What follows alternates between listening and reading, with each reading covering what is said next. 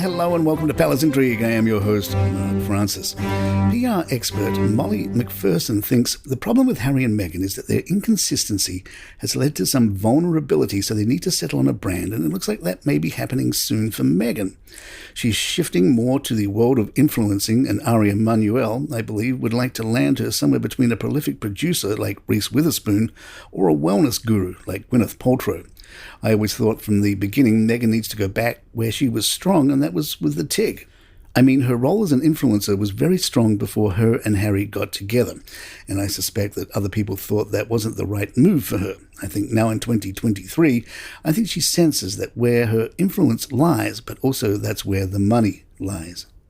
Royal author Tom Bower isn't buying any of this reconciliation talk, telling The Express, Meghan has been very successful, and instead of seeing her for what she is, a ruthless adventuress, all this talk constantly of trying to patch things up with the family is ridiculous.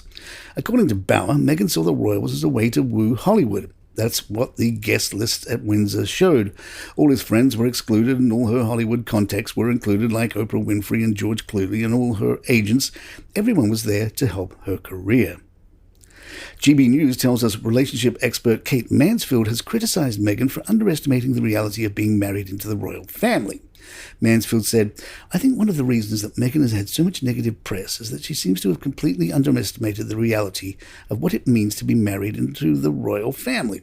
Wanting privacy and to have her way about things is simply delusional. For the common person looking in, although we might have some sympathy for the invasion of privacy, the fact that she married into such huge privilege counters this. Meghan will likely have to suck it up and bear it.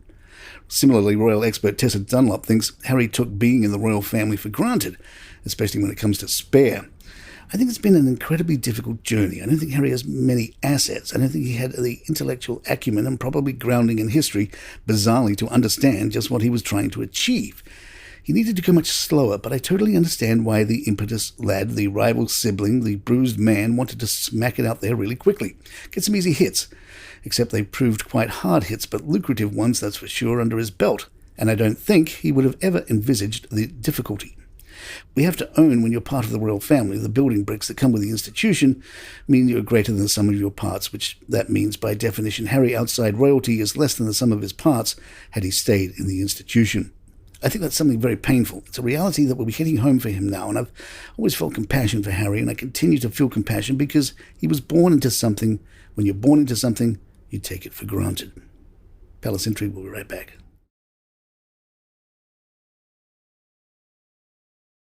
Meghan's former friend Lizzie Cundy told The Mirror, Meghan has probably thought, I'm never going to make it back in the UK, and she's having to reinvent herself to be liked and get some popularity back. She's slowly losing her A-list friends, from the Beckhams to Oprah Winfrey. They're all dropping like flies around her. She's looking at starting again, the TIG website, to recreate herself as the new Gwyneth Paltrow. She's mingling with the Montecito Mafia wellness group, who are known for being desperate to be like Gwyneth. Meghan's joined their club and is probably hoping that she can win friends and influence them, but is her popularity at an all-time low even across the pond? I'm not sure this can work for her. Body language expert Darren Stanton believes he has picked up on a secret signal used when Meghan wants to get Harry's attention. Stanton told The Mirror, when we see Meghan and Harry together, we see prolonged eye contact, holding hands, physical contact, all signs of a genuine connection and deep rapport between them. As much as Harry is protective over Meghan, we see Meghan acting as a source of reassurance for Harry. She'll often be seen placing a hand on his lower back when they are out together, a comforting gesture and move she makes to show Harry her support. They tend to have secret signs with each other to signal actions. The first one is that Meghan will put her hand on his elbow if she wants to leave a certain situation. If Harry is talking, when Meghan does this, foot position will change, indicating he is stepping away from the conversation and moving direction. The main one between the two is eye contact. There is a certain look that Meghan gives him when she wants to show her support and check in to see how Harry is feeling. His body language isn't as open, and he'll often be more reserved. When he is on his own, Harry has a sense of openness that we rarely see otherwise. He is very authentic in his emotions, and his confidence increases as he doesn't need to take on a protective role. And there you have it. If you'd like to email us, our address is thepalaceintrigue@gmail.com. Please head on over to YouTube, youtube.com, and do a search for Palace Intrigue there, and hit that subscribe button for us. You don't have to listen to the show again, but it would really, really help us out.